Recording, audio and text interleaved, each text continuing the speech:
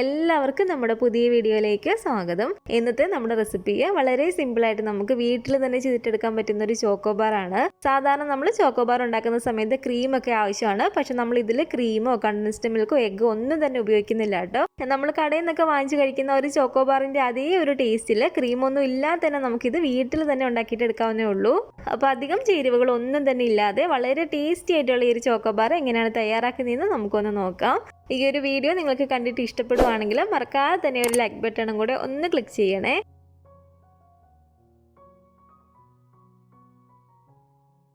ആദ്യം തന്നെ നമുക്കിതിലേക്ക് വേണ്ടത് ഒരു 1/2 ലിറ്റർ, അതായത് ഒരു 500 ml പാലാണ്. നമ്മൾ ഇതുപോലെ ഐസ്ക്രീമും ചോക്കോബാറും ഒക്കെ ഉണ്ടാക്കുന്ന സമയത്ത് പാലെടുക്കുമ്പോൾ ഫുൾ ഫാറ്റ് പാൽ തന്നെ എടുക്കാൻ വേണ്ടിയിട്ട് പ്രത്യേകം ശ്രദ്ധിക്കണേ. പാലിൽ നമ്മൾ വെള്ളം ഒന്നും തന്നെ ചേർക്കാൻ പാടില്ല. ഇതുപോലെ ഫുൾ ഫാറ്റ് പാലിൽ തന്നെ നമ്മളൊരു 1/2 ലിറ്റർ പാലെടുക്കാം കേട്ടോ. അപ്പോൾ ഒരു 1/2 ലിറ്റർ അളവിൽ പാല് ഞാൻ ഈ ഒരു പാത്രത്തിലേക്ക് ഒഴിച്ചു കൊടുക്കുകയാണ്. ഇനി ഇതിലേക്ക് നമ്മുടെ മധുരത്തിന് ആവശ്യമായിട്ടുള്ള പഞ്ചസാര ഇതിലേക്ക് ചേർത്ത് കൊടുക്കാം. ഞാനിപ്പോൾ ഇതിലേക്ക് ഒരു 1/2 കപ്പ് അളവിൽ പഞ്ചസാരയാണ് കേട്ടോ എടുത്തിരിക്കുന്നത്. പഞ്ചസാരയ്ക്ക് പകരമായിട്ട് നിങ്ങൾക്ക് വേണമെങ്കിൽ കണ്ടൻസ്ഡ് മിൽക്ക് വേണമെങ്കിൽ ചേർത്ത് കൊടുക്കാം. കണ്ടൻസ്ഡ് മിൽക്ക് ആണ് ചേർത്ത് കൊടുക്കുന്നതെങ്കിൽ കുറച്ചും കൂടി നല്ലൊരു ടേസ്റ്റ് ആയിരിക്കും. അല്ലെങ്കിൽ കണ്ടൻസ്ഡ് മിൽക്കും പഞ്ചസാരയും നമ്മൾ പപ്പാതി അളവിൽ ചേർത്ത് കൊടുത്താലും മതി. ഞാനിപ്പോൾ ഇതിലേക്ക് ഒരു 1/2 കപ്പ് അളവിൽ പഞ്ചസാരയും കൂടി ചേർത്ത് കൊടുത്തിട്ടുണ്ട്. ഇനി ഇതിലേക്ക് ഞാനൊരു 3/4 കപ്പ് അളവിൽ പാൽപ്പൊടി എടുത്തിട്ടുണ്ട്. അഥവാ നമ്മുടെ കയ്യിൽ പാൽപ്പൊടി ഇല്ലെങ്കിൽ പാൽപ്പൊടി ഇല്ലാതെ വേണമെങ്കിൽ നമുക്ക് ചെയ്യാവുന്നതാണ്. പക്ഷെ കുറച്ചും കൂടി ടേസ്റ്റ് കൂടുതൽ ഇതുപോലെ ഈ ഒരു പാൽപ്പൊടിയും കൂടി ചേർത്ത് കൊടുക്കുമ്പോഴാണ്. അപ്പോൾ ഈ ഒരു 3/4 കപ്പ് അളവിൽ പാൽപ്പൊടിയും കൂടെ നമുക്ക് ഇതിലേക്ക് ഇതുപോലെ ഇട്ട് കൊടുത്തിട്ട് നല്ല പോലെ തന്നെ ഇതുപോലെ ഒന്ന് മിക്സ് ചെയ്ത് കൊടുക്കാം. ഒരു സ്പൂണോ അല്ലെങ്കിൽ ഇതുപോലെ ഒരു വിസ്കോ വെച്ചിട്ട് ഒട്ടും തന്നെ കട്ടകളില്ലാത്ത രീതിയിൽ നന്നായിട്ട് ഇതുപോലെ ഒന്ന് മിക്സ് ചെയ്തിട്ട് എടുക്കുക. ഒട്ടും തന്നെ കട്ടകളൊന്നും ഇല്ലാത്ത രീതിയിൽ നന്നായിട്ട് തന്നെ നമ്മളൊന്ന് മിക്സ് ചെയ്തെടുക്കാം കേട്ടോ.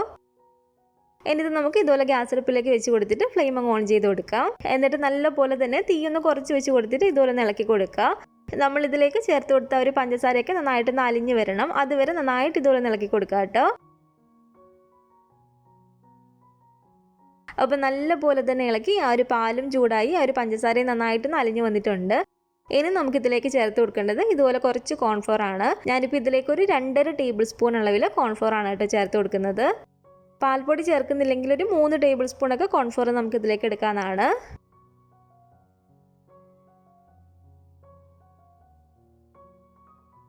ഇതിലേക്ക് ഒരു 1/4 കപ്പ് അളവിൽ പാലും കൂടി ചേർത്ത് കൊടുത്തിട്ട്, ഈ ഒരു പാല് നമ്മൾ ഫുൾ ഫാറ്റ് പാല് തന്നെ എടുക്കണേ. അപ്പോൾ ഒരു 1/4 കപ്പ് അളവിൽ പാലും കൂടി ചേർത്ത് കൊടുത്തിട്ട് നല്ല പോലെ തന്നെ കട്ടകളൊന്നും ഇല്ലാത്ത രീതിയിലൊന്ന് മിക്സ് ചെയ്തിട്ട് എടുക്കുക.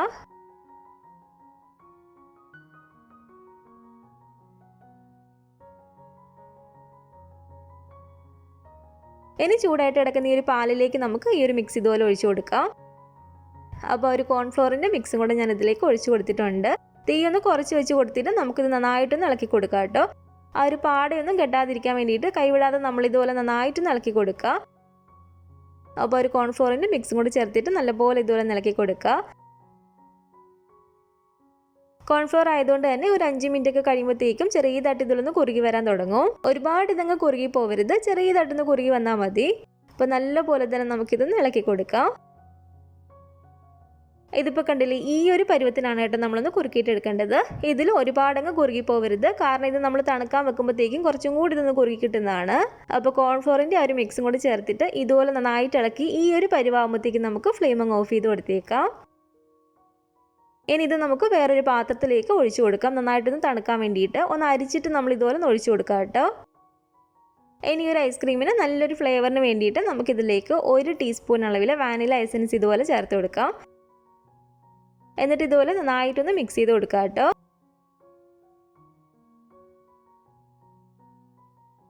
ഇതുപോലെ നന്നായിട്ടൊന്ന് മിക്സ് ചെയ്തതിന് ശേഷം ഇതിന് തണുക്കാൻ വേണ്ടിയിട്ടൊന്ന് വെക്കാം. നന്നായിട്ട് തണുത്ത് വന്നതിന് ശേഷം നമുക്കിത് മോൾഡിലേക്ക് ഒഴിച്ചു കൊടുക്കാവുന്നതാണ്. ഞാനിപ്പോൾ ഇത് കണ്ടിട്ട് നമ്മൾ സാധാരണ കുൽഫിക്കും ബാലൈസിനൊക്കെ എടുക്കുന്ന ഈ ഒരു മോൾഡാണ് കേട്ടോ എടുത്തിരിക്കുന്നത്. ഇനിയിപ്പോൾ നമ്മുടെ മോൾഡ് ഇല്ലെന്ന് പറഞ്ഞിട്ട് യാതൊരു കുഴപ്പമില്ല കേട്ടോ. നമ്മുടെ സാധാരണ സ്റ്റീൽ ഗ്ലാസ്സോ അല്ലെങ്കിൽ പേപ്പർ ഗ്ലാസ്സോ ഒക്കെ ഉണ്ടെങ്കിൽ അതിലേക്ക് ഒഴിച്ചു കൊടുത്താലും മതി. അപ്പോൾ ഇതിവിടെ ഏകദേശം ഇതിൻ്റെ ചൂടൊക്കെ പോയി നന്നായിട്ടൊന്ന് തണുത്ത് വന്നിട്ടുണ്ട്. ഇനി നമുക്ക് ഈ ഒരു മോൾഡിലേക്ക് ഇതുപോലെ ഒഴിച്ചു കൊടുക്കാം.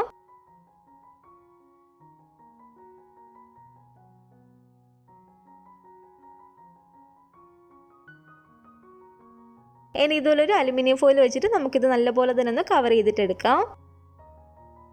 ഇനി ഇതിൻ്റെ ഓരോന്നിൻ്റെ സെൻറ്ററിലായിട്ട് നമുക്ക് ഐസ് സ്റ്റിക്ക് ഇതുപോലെ ഇറക്കി വെച്ച് കൊടുക്കേണ്ടതാണ്. ഇതുപോലെ കത്തി ഉപയോഗിച്ച് അതിൻ്റെ ഓരോന്നിൻ്റെ സെൻറ്ററിലായിട്ട് നമുക്കിതുപോലെ ചെറിയതായിട്ടൊന്ന് വരഞ്ഞു കൊടുക്കാം. എന്നിട്ട് ഇതുപോലെ ഈ ഐസ്ക്രീമിൻ്റെ ഒരു സ്റ്റിക്ക് നമുക്കിതുപോലെ ഇറക്കി വെച്ച് കൊടുക്കാം കേട്ടോ.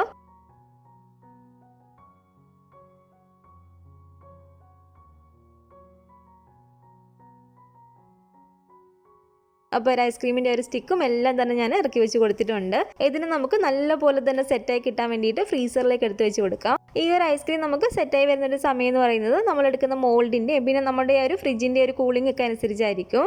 ഞാനിപ്പോൾ ഇത് ഓവർനൈറ്റ് ആണ് കേട്ടോ വെക്കുന്നത്. പിറ്റേന്ന് ഐസ്ക്രീം നല്ലപോലെ തന്നെ സെറ്റായി വന്നതിന് ശേഷമാണ് നമ്മൾ അതിൻ്റെ മുകളിലേക്ക് കൊടുക്കാനുള്ള ചോക്ലേറ്റ് ഒന്ന് മെൽറ്റ് ചെയ്തിട്ട് എടുക്കേണ്ടത്. ഞാനിപ്പോൾ ഇതിലേക്ക് ഏകദേശം ഒരു 200 ഗ്രാം ചോക്ലേറ്റ് ആണ് എടുക്കുന്നത്. ഒരു ചോക്കോബാറിന് എന്ത് കളറാണ് വേണ്ടത് അതിനനുസരിച്ച് നമുക്കിതിലേക്ക് ഡാർക്ക് ചോക്ലേറ്റോ അല്ലെങ്കിൽ മിൽക്ക് ചോക്ലേറ്റ് ഒക്കെ എടുക്കാനാണ്. ഞാനിപ്പോൾ ഇതിലേക്ക് ഒരു 170 ഗ്രാം ഒക്കെ വരുന്നൊരു മിൽക്ക് ചോക്ലേറ്റ് ഇവിടെ എടുത്തിട്ടുണ്ട്. ഇത് നമുക്കിതുപോലെ ചെറിയ കഷ്ണങ്ങളാക്കിയിട്ട് ഈ ഒരു പാത്രത്തിലേക്ക് ഇതുപോലെ ഇട്ട് കൊടുക്കാം.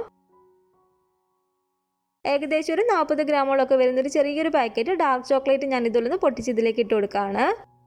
ഇതുപോലെ 2 എണ്ണം എടുക്കണമെന്നില്ല കേട്ടോ. മിൽക്ക് ചോക്ലേറ്റ് ഡാർക്ക് ചോക്ലേറ്റ് ഏതെങ്കിലും ഒന്ന് മാത്രം എടുത്താലും മതി. ഇതിനെ നമുക്കൊന്ന് മെൽറ്റ് ചെയ്തിട്ട് എടുക്കാം. ഈ ഒരു ചോക്ലേറ്റ് ഒന്ന് മെൽറ്റ് ചെയ്യാൻ വേണ്ടിയിട്ട് ഇതുപോലെ ഒരു പാത്രം എടുത്തിട്ട് അതിലേക്ക് നമ്മൾ ഇതുപോലെ കുറച്ച് വെള്ളം ഒഴിച്ചു കൊടുക്കുക. ഫ്ലെയിം ഓൺ ചെയ്ത് ഇതുപോലെ ഈ ഒരു വെള്ളം ചെറുതായിട്ടൊന്ന് ചൂടായിട്ട് വരുമ്പോഴത്തേക്കും നമ്മൾ ചോക്ലേറ്റ് വെച്ചിരിക്കുന്ന ഒരു പാത്രം ഇതിന്റെ മുകളിലേക്ക് വെച്ച് കൊടുക്കുക. ആ ഒരു വെള്ളം ഈ ഒരു പാത്രത്തിൽ മുട്ടാത്ത രീതിയിൽ വേണം നമ്മൾ ഒഴിച്ചു കൊടുക്കാൻ വേണ്ടിയിട്ട്.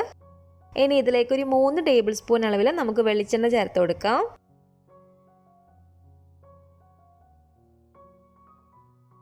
കോക്കനട്ട് ഓയിലിന് പകരമായിട്ട് നമുക്ക് ഇതിലേക്ക് ബട്ടറോ അല്ലെങ്കിൽ സൺഫ്ലവർ ഓയിലൊക്കെ ആണെങ്കിലും ചേർത്ത് കൊടുക്കാനാണ്.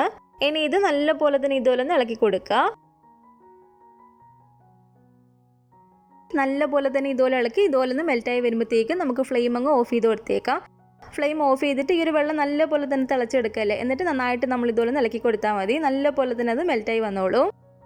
നമ്മളിതിലേക്ക് മിൽക്ക് ചോക്ലേറ്റ് മാത്രമാണ് എടുക്കുന്നതെങ്കിൽ ഇതുപോലെ മെൽറ്റ് ചെയ്തതിന് ശേഷം കുറച്ച് കട്ടിയായിട്ട് തോന്നുന്നുണ്ടെങ്കിൽ 1 ടേബിൾ സ്പൂണൊക്കെ ഓയിലും കൂടെ ഒഴിച്ച് കൊടുത്തിട്ട് അതൊന്ന് ലൂസാക്കിയിട്ട് എടുക്കേണ്ടതാണ്. ഈ ഒരു ചോക്ലേറ്റ് നമ്മൾ മെൽറ്റ് ചെയ്യുമ്പോഴത്തേക്കും ആ ഒരു ചോക്ലേറ്റ് ഒരുപാട് കട്ടിയായിട്ട് ഇരിക്കരുത്. ചെറിയൊരു ലൂസ് പരുവത്തിൽ വേണം നമ്മൾ ആ ഒരു ചോക്ലേറ്റ് മെൽറ്റ് ചെയ്ത് തിരിക്കാൻ വേണ്ടിയിട്ട്.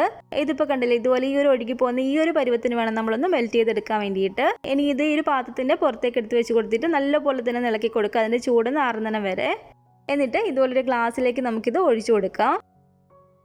ഇതിന് ചെറിയൊരു ചൂട് ഇപ്പോഴും ഉണ്ട്. ഈ ഒരു ഗ്ലാസ്സിൽ ഇരുന്നിട്ട് നല്ലപോലെ തന്നെ ഇത് തണുത്ത് വന്നതിന് ശേഷം മാത്രമേ നമ്മൾ ഒരു ഐസ് ഇതിലേക്ക് മുക്കാവുള്ളൂ. ഈ ഒരു ചോക്ലേറ്റിന് ചെറിയൊരു ചൂടുണ്ടെങ്കിൽ പോലും നമ്മൾ ഒരു ഐസ് മുക്കുന്ന സമയത്ത് നമുക്ക് പെർഫെക്റ്റ് ആയിട്ട് കിട്ടത്തില്ല. അതുകൊണ്ട് നമ്മൾ ഈ ഒരു ചോക്ലേറ്റ് നല്ലപോലെ തന്നെ തണുത്ത് വന്നതിന് ശേഷം മാത്രമേ ഒരു ഐസ് ഇതിലേക്ക് മുക്കാവുള്ളൂ. അപ്പോൾ ഈ ഒരു ഐസ് നമുക്കിവിടെ നല്ലപോലെ തന്നെ ഒന്ന് സെറ്റായി കിട്ടിയിട്ടുണ്ട്. ഇതിൻ്റെ മുകളിലത്തെ ഈ ഒരു അലുമിനിയം ഫോയിൽ നമുക്കങ്ങ് എടുത്ത് കളഞ്ഞേക്കാം.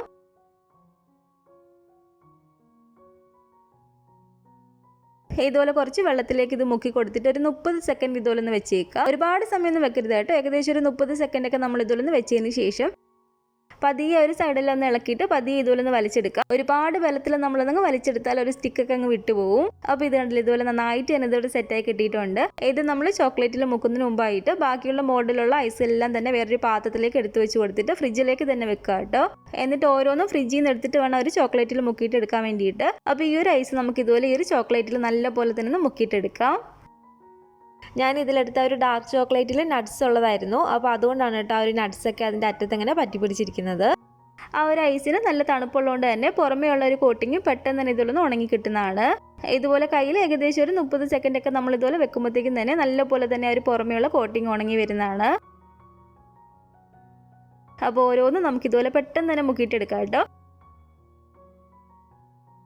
ഇതുപോലെ നമ്മളൊരു ചോക്ലേറ്റിൽ മുക്കിയിട്ട് ആ ഒരു പുറമേയുള്ള ഒരു കോട്ടിങ് ഉണങ്ങി വരുമ്പോഴത്തേക്കും അപ്പോൾ തന്നെ നമുക്ക് വേണമെങ്കിൽ കഴിക്കാവുന്നതാണ്. അല്ലെങ്കിൽ വീണ്ടും ഒരു കോട്ടിങ്ങോട് കൂടിയിട്ട് ഫ്രിഡ്ജിലേക്ക് എടുത്ത് വെച്ച് കൊടുത്തിട്ട് കുറച്ച് സമയം കൂടെ വെച്ചിട്ട് വേണമെങ്കിലും കഴിക്കാവുന്നതാണ് കേട്ടോ. ഇതിപ്പോൾ കണ്ടില്ല, പുറമേയുള്ള ഒരു കോട്ടിങ് നല്ല പോലെ തന്നെ സെറ്റായി വന്നിട്ടുണ്ട്.